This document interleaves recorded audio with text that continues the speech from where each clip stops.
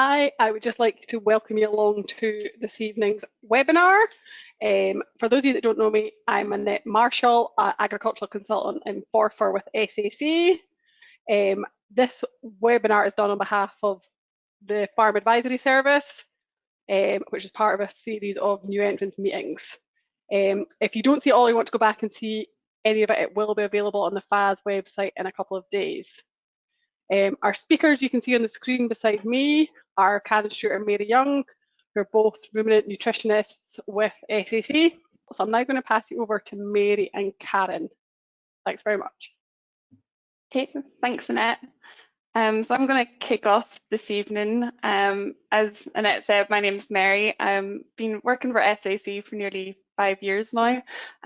So yeah, tonight we're going to be covering a bit on beef cattle nutrition and sheep nutrition. So we're trying to pack quite a lot in this evening. So we're trying to keep questions, time for questions too. But thought we'd start off with some terms that are commonly used in nutrition. So some of the just basics, fundamentals, and build on that. And then Karen's going to touch on the beef cattle nutrition, looking at some suckler and growing animals and what the requirements are. Some practical tips as well. And then we'll move on to sheep nutrition, a bit about feeding the ewe, and finishing lambs, and a bit about minerals as well at the end. So I'm just going to kick things off with some terms we commonly use in nutrition. So there might be things that you've heard before. We've got dry matter, metabolizable energy, predicted intake, and crude protein. So the first one is the dry matter. So this is probably something you might have seen on a feed label or at a silage analysis, something like that. The dry matter is the feed content minus the water. So the water content of feeds tends to be incredibly variable from around, I've put a range there of about 6% to 90% if you're comparing something like root crops to concentrates. So by expressing things on a dry matter basis, it basically makes feeds more comparable. So put there a picture of fresh grass and some barley on the right hand side. If I was to express those on a fresh weight, the fresh grass probably wouldn't look so good because it can be up to sort of 80% of that can be water compared to your barley, which is only about 12–14% water. So on a fresh weight basis, the grass may not look so good, but as we know, grass is a really good source of energy and protein.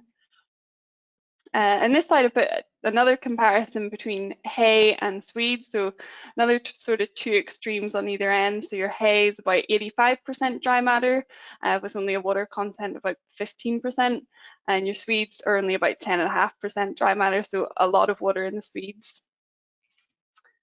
The next term I wanted to cover was metabolizable energy. So metabolizable energy, again, you might have seen it on your silage analysis or on a compound label, something like that. It's basically the energy term that we use in ruminant nutrition in the UK system. And there's a few different systems in the world, but on the UK system we use metabolizable energy. So hopefully you can see in this diagram here, I've got my gross energy at the top, so that's the total amount of energy in a feed. And then there's the losses once the animal takes that feed in. So the fecal energy that's lost, the urinary losses, and the methane losses are taken into account in the metabolizable energy. So I like to describe it as once the animal has peed, pooped, and burped, that's what you're left with, is metabolizable energy.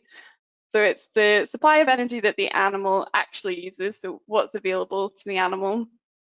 It's expressed in megajoules, so that's the units of metabolizable energy. If we think of human nutrition, we talk a lot about calories and calorie counting in human nutrition. So to put that into the equivalent to calories, 1 megajoule of metabolizable energy is the equivalent of 240 kilocalories. And we express metabolizable energy in terms of megajoules per kilogram of dry matter. So again, taking it back to expressing everything on a dry matter context. So if you see on the silage analysis, it's probably expressed in megajoules per kilogram of dry matter.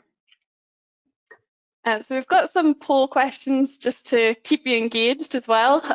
So first poll question is which of these has the equivalent of 1 megajoule? your 240 kilocalories. Is it A, a Cadbury's chocolate bar, B, a Starburst, or C, a bag of Wotsits?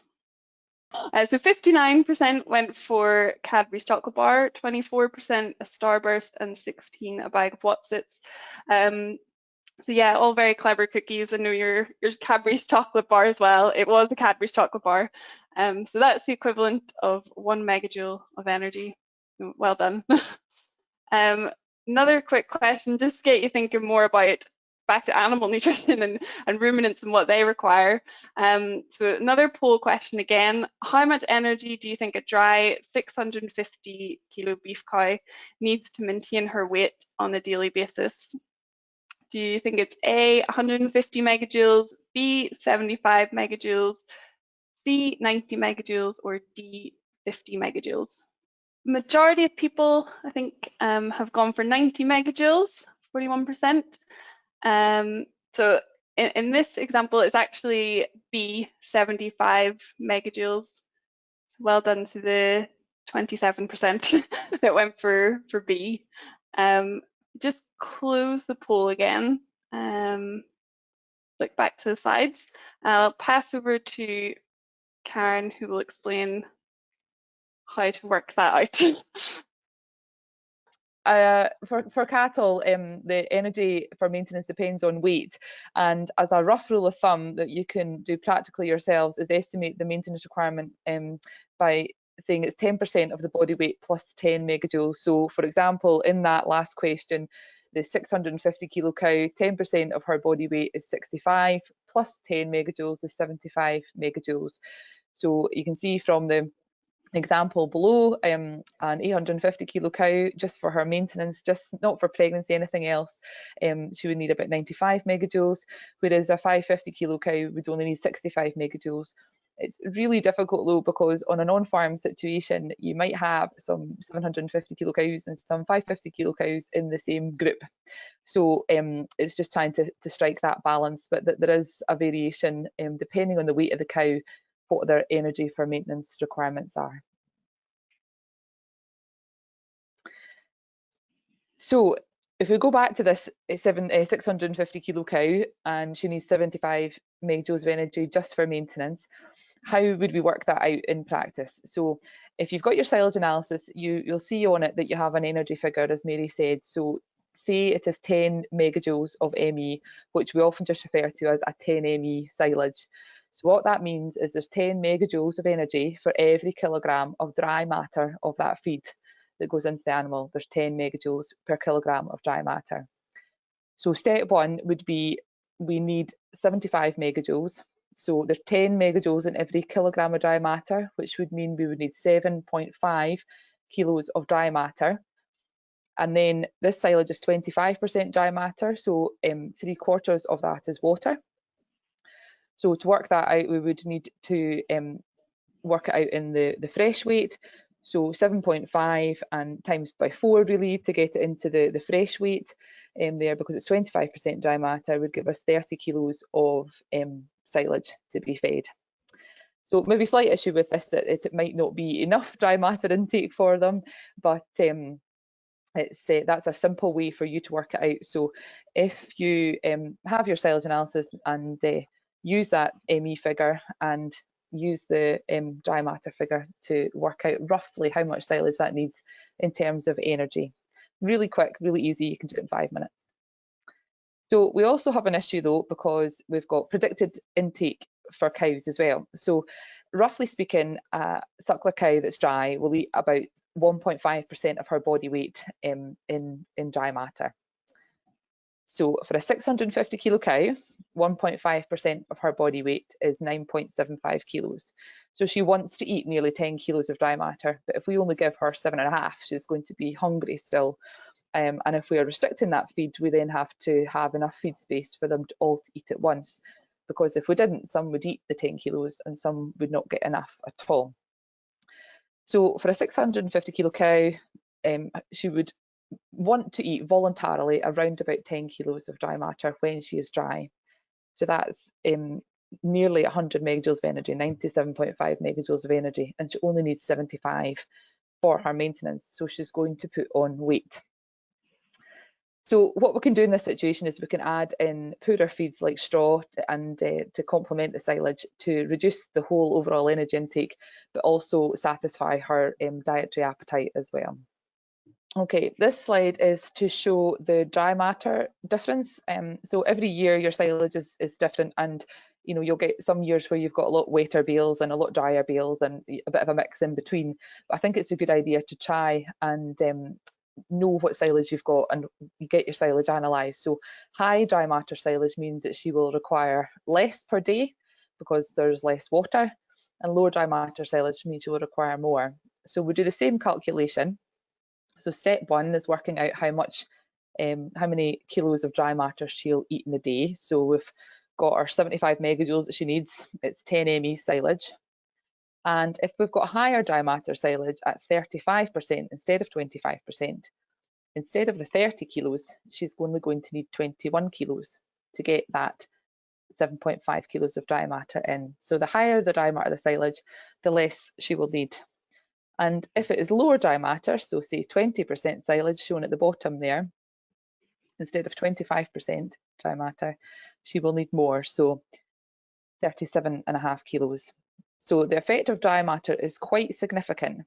And if you have one bale of silage, it could feed, say, 15 cows at a certain dry matter, or it could feed 30 cows at a certain dry matter. So really important to know roughly what your silage dry matter is and what the energy is.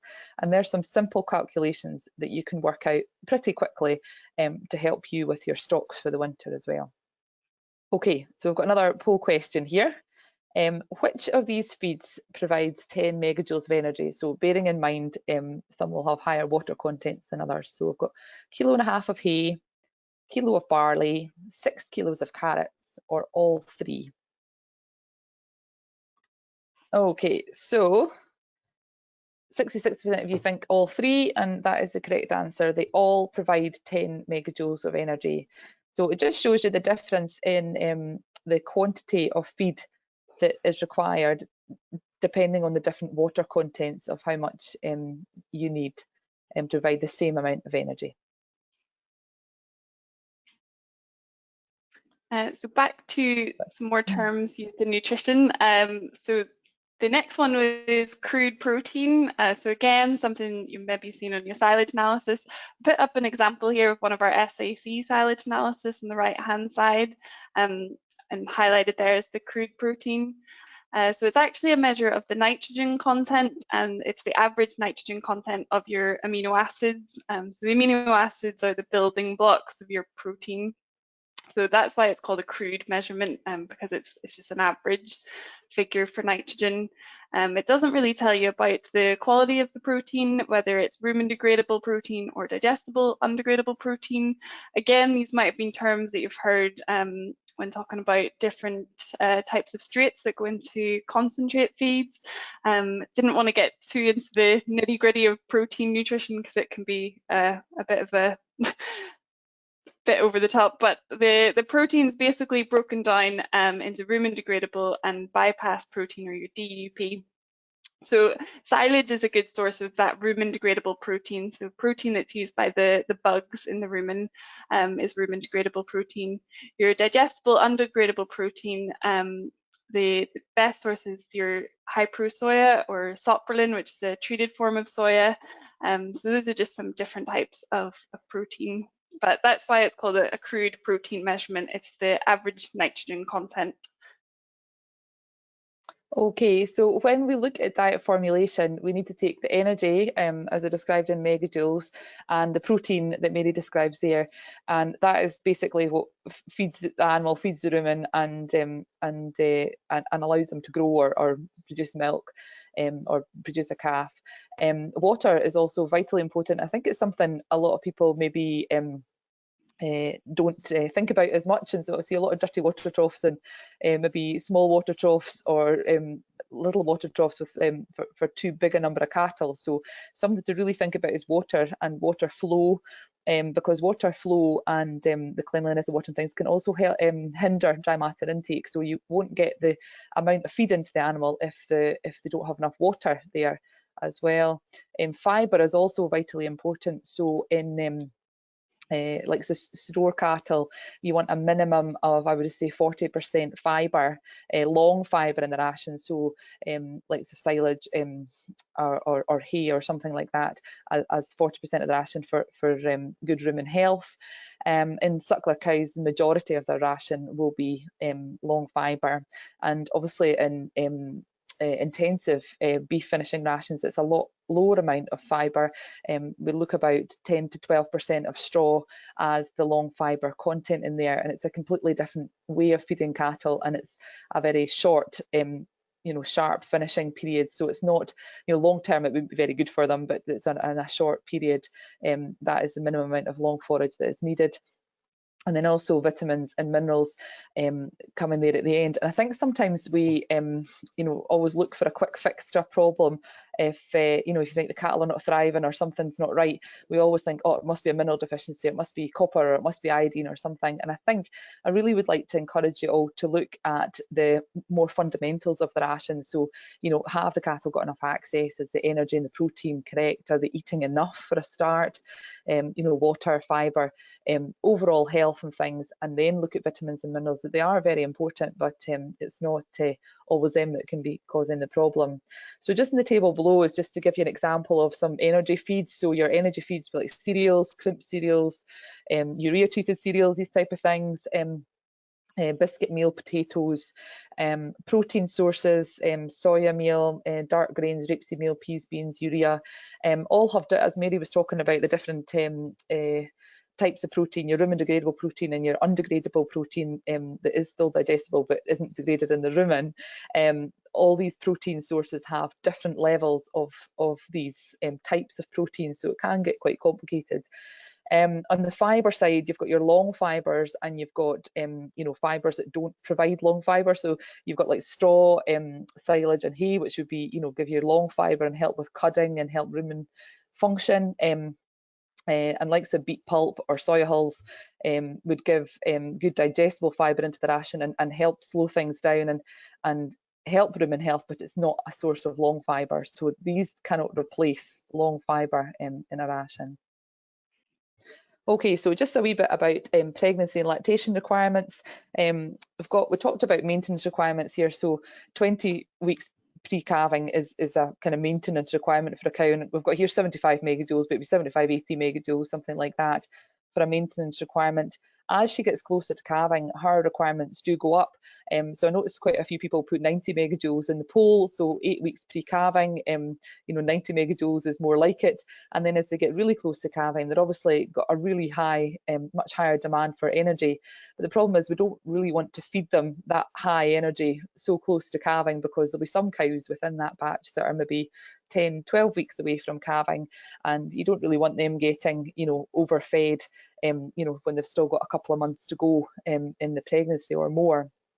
So I think we'll have to find a balance somewhere along the line, and around about the 90 megajoules is not too far away as an average for a cow coming up to calving. But it also depends, on the quality of silage, how much concentrates you'll need when they are going into lactation as well, and obviously cattle will be going out to grass, but if you've got autumn calvers at this time of year, if you've got really good quality silage, just a couple of kilos, 1-2 kilos of concentrates maybe is all you need.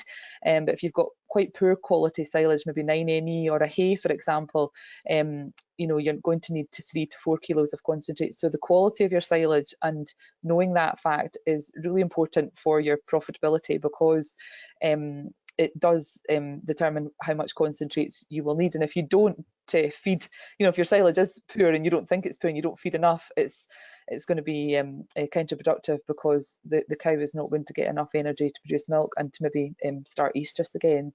So vital to know your forage quality. Okay, just some rules of thumb for growing and finishing cattle.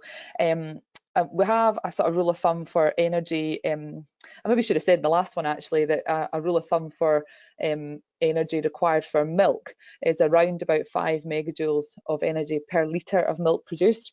So if you've got a suckler cow producing between 8 and 10 litres of milk, it's between 40 and 50 megajoules just for the milk requirement. So you've got her maintenance requirement and then her milk requirement. For growing and finishing cattle, as a rough rule of thumb, it'd be 45 megajoules of energy for every kilogram of gain that you require. So you've got your maintenance requirement plus your requirement for laying down lean tissue as well. So for example, if we've got a 300 kilo weaned calf at the moment, we want them to grow a kilo a day, we want to work out their maintenance requirement. So if you remember, it's 10% of the body weight plus 10 megajoules. So their maintenance requirement is 40 megajoules. Add on the 45 megajoules for a kilo a day growth, and that gives us a total of 85 megajoules. And then we can work out if we're feeding enough from there. But you also have this problem of voluntary intake as well. So they won't just get that on silage because they aren't physically big enough to take all that fibre in. So, you know, around about maybe half of their ration will have to be from concentrates and half will have to be from forage. But that very, very much depends on the quality of the silage that you're feeding. If the quality of the silage is poor, it has to make up a smaller part of the ration and more concentrates have to be fed. So for growing and finishing cattle, really good quality silage will cut down your costs if silage is the base of a ration that you're looking to do. Heifers and native types, they need to be carefully managed because, you know, they can lay down fat earlier on without sufficient growth of frame, so they might need a requirement, a period of time to grow on. And I think you want to limit starchy feeds to half a kilo per 100 kilos of live weight per feed. So I'm thinking like straight barley and things, so like a 400 kilo animal, you would want to limit it to 2 kilos of barley for one feed, and then, you know, if you're feeding them 2 or 3 times a day, not to overload the rumen with starchy feeds. So as I said there, grassland management and quality of conserved forage have a massive impact on the rate of supplementation that's required and the cost of production, so it's really important to try and manage this. And I think my biggest piece of advice is get data and base the ration on facts. So, you know, get an analysis for your forage and base your supplementation on your forage analysis. Weigh your cattle regularly, make sure the ration's working. Just, you know, look for figures, look for the facts, and try not just base things on a hunch or you know, if you think they're not looking so good, actually do some measurements, and it really will help. Okay, so some guidelines for growing and finishing cattle. If you remember, we said in the cows, they would eat, a dry cow would eat voluntarily 1.5% of her body weight. A lactating cow, you know, might eat up to 3% of her body weight, you know, when she's got her calf and she's lactating. You know, so growing and finishing cattle, about 2 to 2.5% of their body weight. And intake, dry matter intake is the key driver of performance. So if they're not eating enough, they're not growing enough. So really making sure you get good intakes, and there are lots of components to that: how the feed's presented, you know, how palatable it is, and so many factors to that. But it's really important to seek some advice on that. So access is good, and water, like I said. Energy is another, so it's dry matter intake and your energy component of the diet. So maybe for growing cattle, 10.5 to 11.5 ME on the overall diet. So that's the concentration of the overall diet would be sufficient. But for finishing cattle, you really want to aim higher. So you know, 12 ME on the overall ration if you really are wanting to push cattle.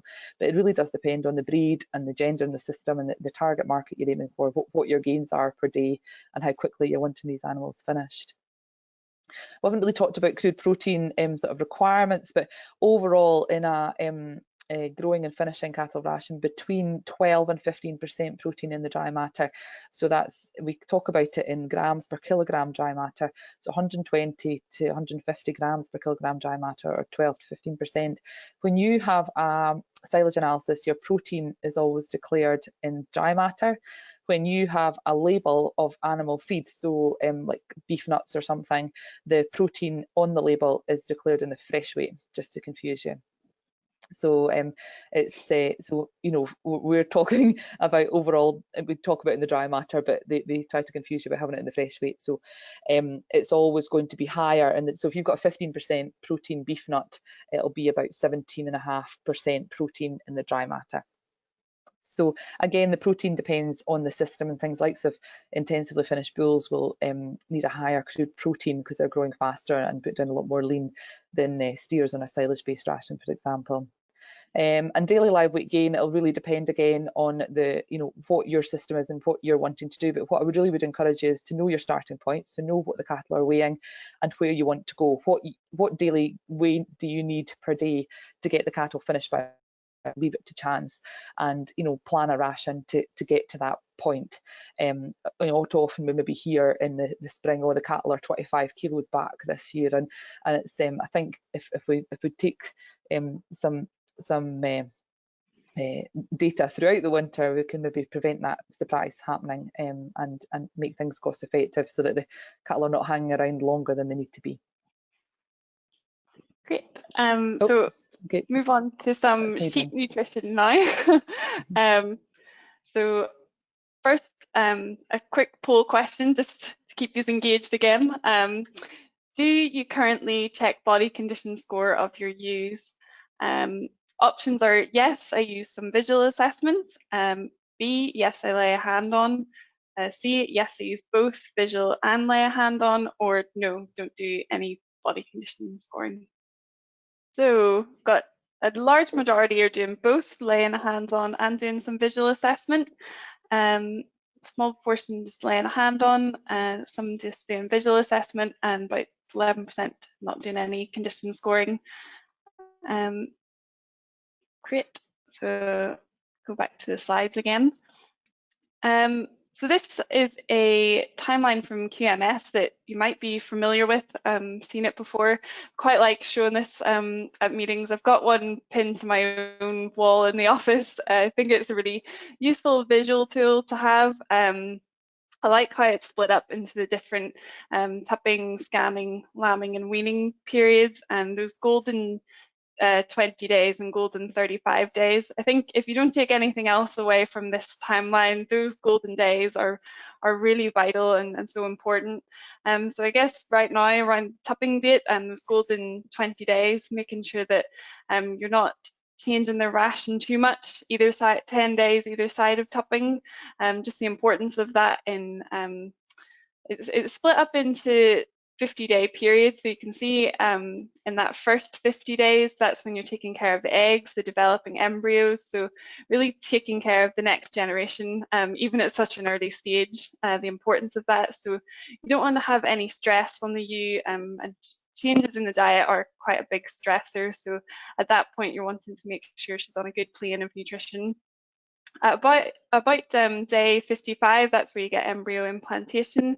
So in that second 50-day period, there's placental growth and development, but generally they don't need a lot above maintenance requirements at that point. So if they are above or below the body condition score target, that's a good point to change. In sort of mid-pregnancy, avoiding the golden 35 days as you're on your run-up to lambing. That's not when you want to be making big changes in your body condition score. That period in between, so that scanning is a really good opportunity to actually pull out ewes and target body condition score of, say a body condition score of 3 is a good target. You don't want to overcomplicate it too much. You're really just aiming for not too fat, not too thin, somewhere in the middle, and giving them preferential feeding if they are below that target, or being able to take a little bit of condition off if they're above. And then in that third 50 days, as I say, that's when she's got a lot of demand on her at that point. There's the fetal growth, her udders growth and colostrum production. In sheep, it's different to cattle. There's a big demand on the sheep at that point. The proportion of her body weight to the lamb is a lot greater. So there is a lot more energy requirement on her. So yeah, those golden 35 days, making sure that you're taking good care of her, giving her a good plane of nutrition at that point, and just maintaining body condition scores, so no starvation diets at that point, or trying to take off body condition. Really, the condition targets along the bottom there, you're trying to keep her fairly constant around condition score of 3, 3.5. These targets are for a lowland ewe, so for a hill ewe, it would probably be about half of the condition score less. The only point where she may lose a bit of condition is at peak lactation, because she's just not physically able to meet the demand, because the energy requirements are so high at that point. So you don't want her in a low body condition score at peak lactation not able to utilize the fat. So that's why it's good to have them in a condition score 3, and then she's able to utilize her own body reserves without losing too much condition. So yeah, it's just a nice handy timeline that I like to use. This is a fast event that we had, I think, last year, back when we were allowed to socialise. Probably kind of glad tonight that you're not in a shed, because it is quite grim outside, but it's a great exercise to do, just to get a few sheep and really lay a hand on and kind of calibrate your hand. I've heard a few folk talk about getting them through the race, and by the time they've got to number 10, the condition score they gave number 1, they're changing it by number 10, and actually this is more what a 3 feels like. And so I think it's good just to get a hand on a few, feel what you think is a 3, what's a 5 to you, and really just calibrating your hand. Poppy, my colleague Poppy here, had pulled out 5 different ewes in the pen, and nicely spread of body condition score. You can kind of see number 3 there, just in the middle. She is visually a bit thinner on top. The one on the right hand side, she is a bit rounder and a bit more fat cover.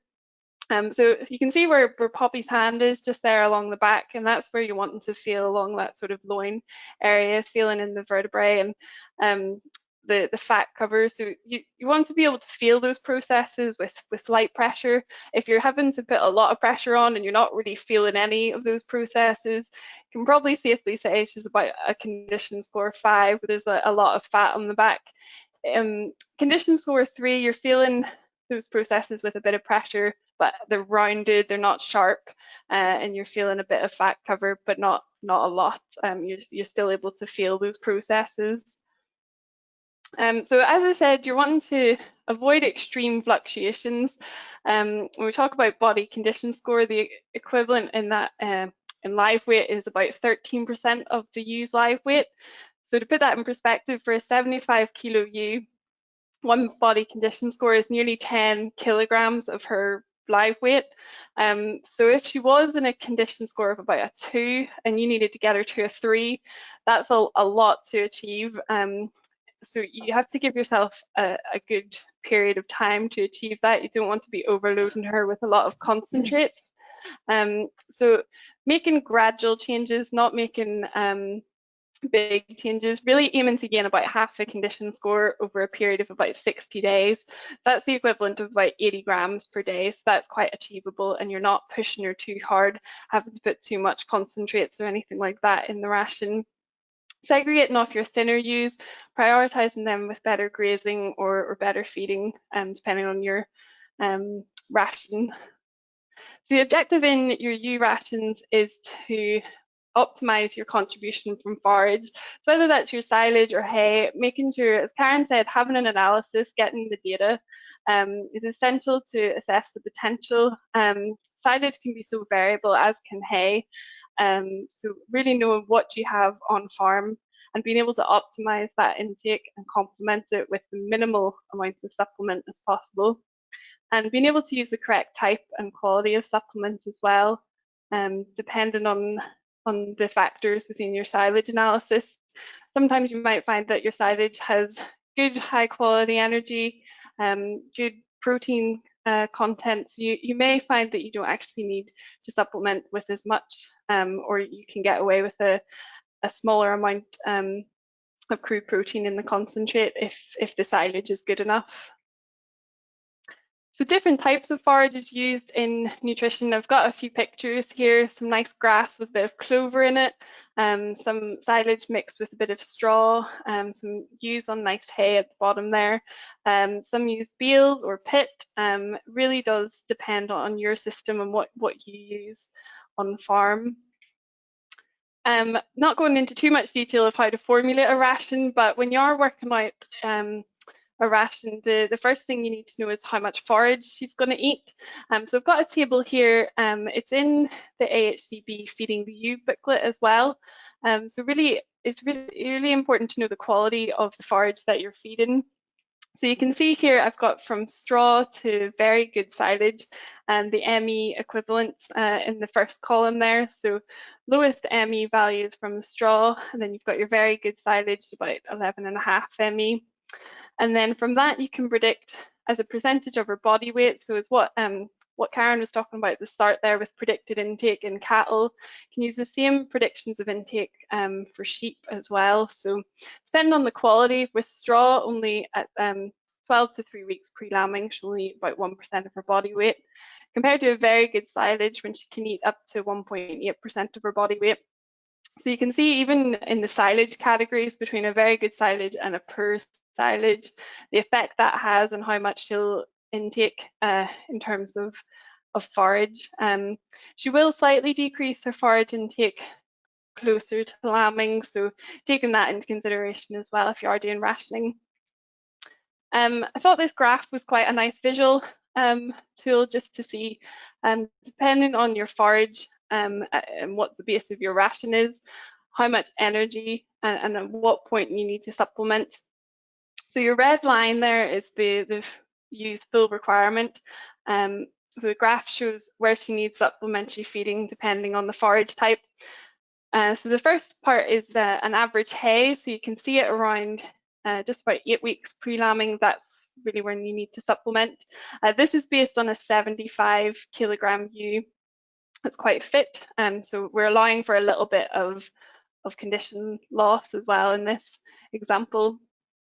So in a hay-based ration, you're needing to supplement about 8 weeks pre-lambing. Once you get up to your good silage, you can see all the way up to almost 4 weeks pre-lambing. So long as you're meeting her intakes, that's really important, is to make sure she is getting enough forage, or else that can be detrimental. But if they're getting their good intakes from good silage, she can make it up to 4 weeks pre-lambing without supplementary feeding. So I put an example there, a ewe at full term, she requires 19 megajoules. So the hay provides about 7 megajoules, so it's a deficit of 12 megajoules in a hay-based ration.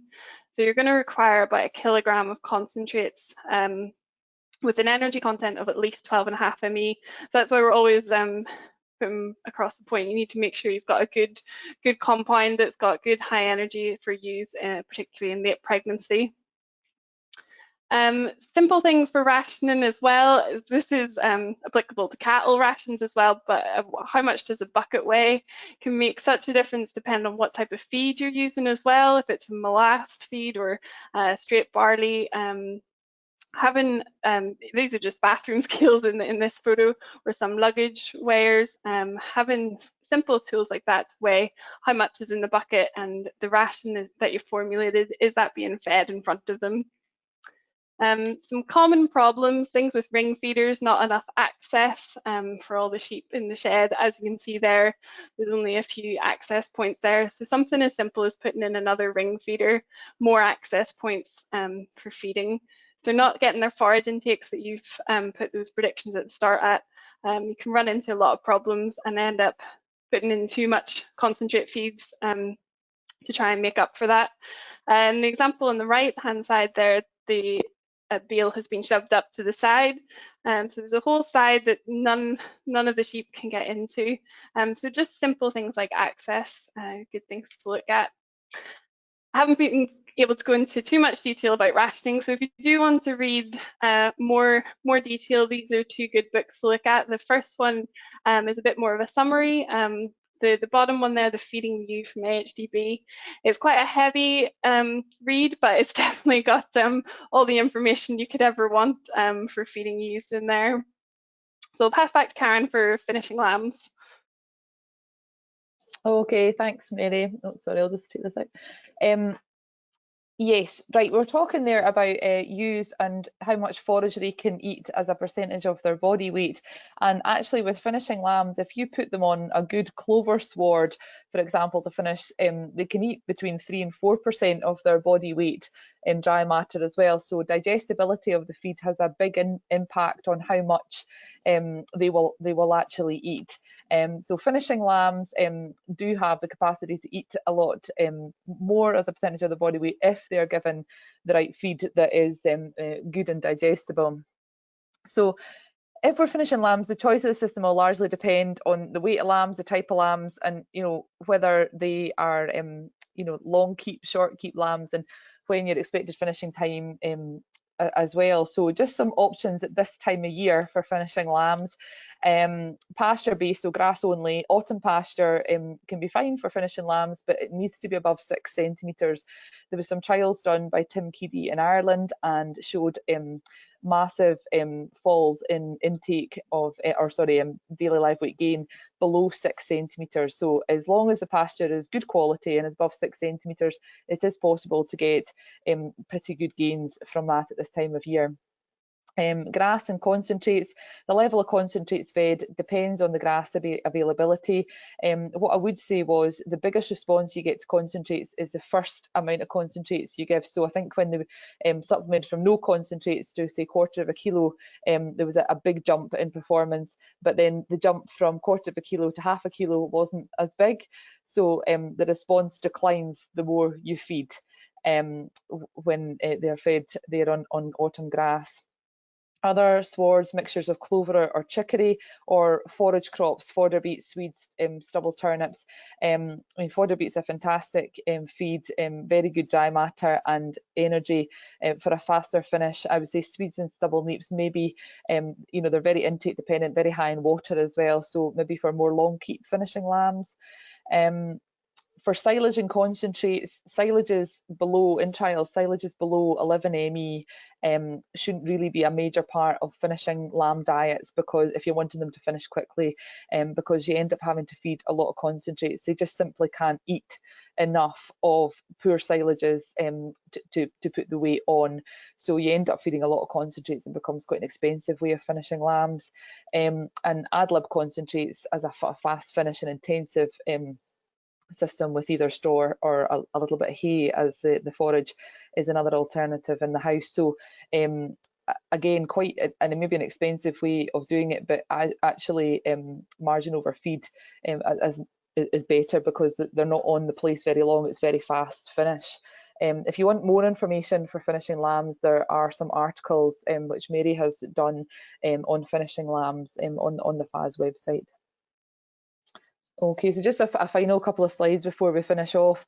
I just wanted to touch on minerals, vitamins and trace elements.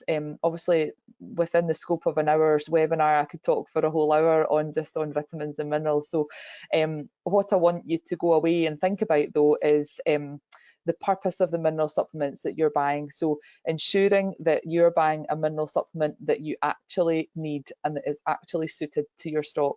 So there is a massive range on the market, and lots of them are very similar, but each company has their unique selling point and better levels of this or better levels of that. But I think I want you to think about what feed you're feeding and what animals you're feeding and whether the mineral supplement is suitable. So do you really need a really fancy suckler cow mineral all year round, or would a basic beef suckler cow mineral be okay all year round? Apart from calving time, you maybe want to go for something a little bit fancier with more trace elements and vitamins to support the calving process, or maybe higher magnesium levels. I think that we can maybe sometimes overdo minerals as well as underdo.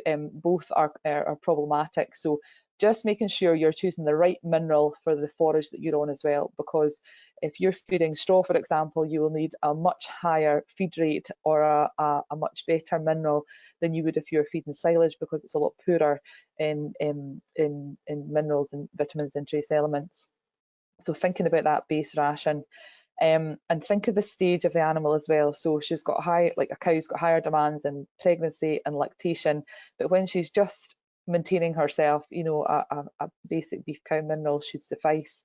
You know, finishing animals, for example, will need high calcium, high salt, an intensive beef mineral. So making sure you get the right mineral for the right stock at the right time. That would be my one piece of advice. And also, you know, not, as I said earlier, not going to a mineral as a, you know, they're not doing well and let's blame it on the mineral, or they need a mineral with higher iodine or something, without actually checking out that you've got a problem. So the differences between cattle and sheep as well, obviously some sheep are very sensitive to copper. You know, cows need more magnesium, that sheep don't necessarily. So if you can, rather than buying a one mineral fits all or a compound that is suitable for cattle and sheep, try and feed ones that are appropriate to each class of stock. And there's different ways around feeding this. You could have higher troughs, you know, with a bucket in it for cattle, so sheep can't get to it if you've got mixed grazing or they're in mixed housing. And the method is supplementation. I mean, obviously you've got powdered minerals in feed, free access, or buckets or feed buckets. Best by far, I think, is your powdered mineral, fed daily on top of your forage, and every animal gets what it needs. It's your cheapest method of supplementation. However, buckets are very convenient and they do have a place, especially outside.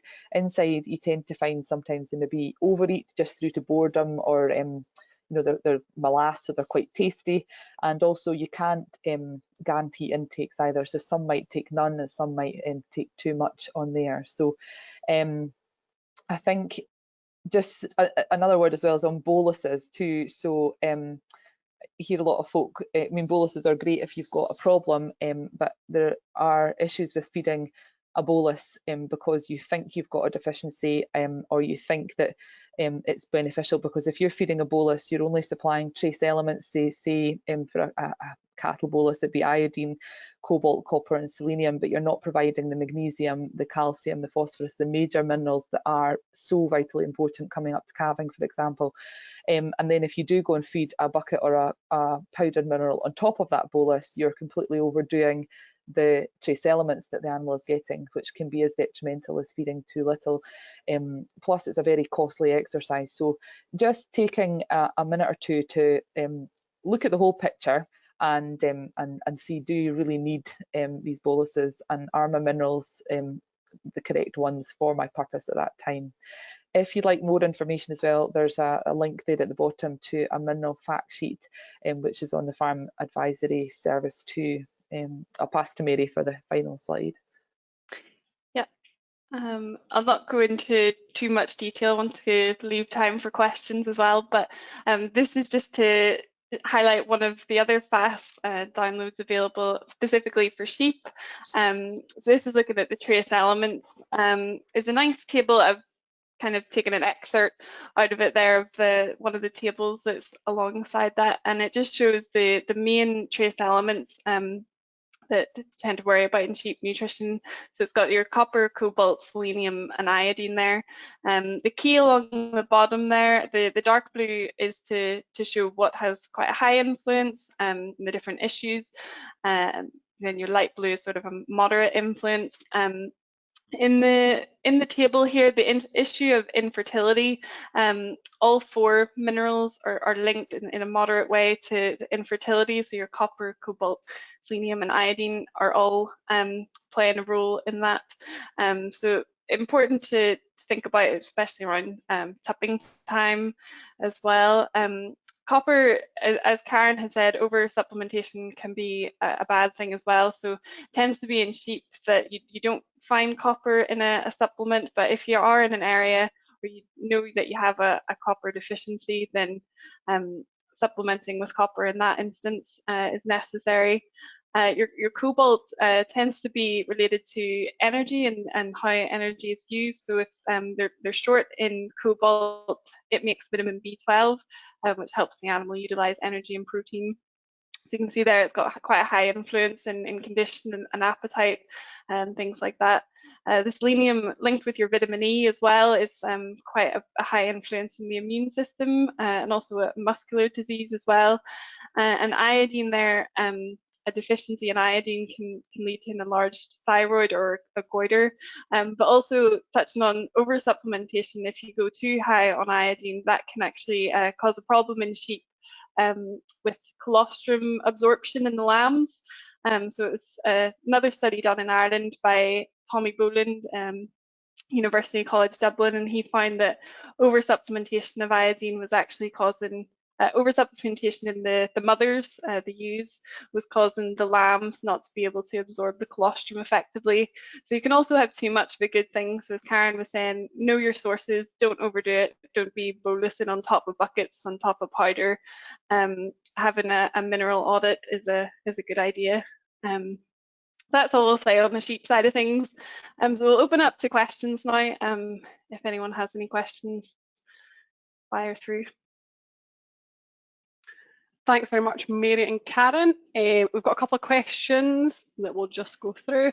The first one, is it worthwhile restricting grazing area and the run up to tupping if you've got sort of to reduce the body condition score in fat ewes?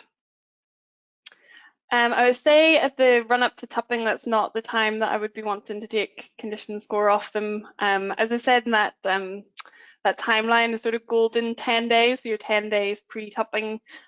Really the point once lambs are weaned, although it depends on your weaning policy as well, but usually if they're weaned early and that's your time to take the condition off, I wouldn't be taking them off too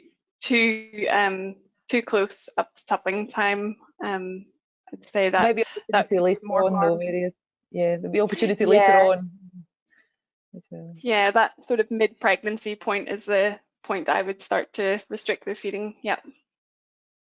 On a similar note, somebody's asked, so you said not to change the diet and the run up to tupping. Does that include sort of flushing onto fresh grass, and what do you think about flushing ewes?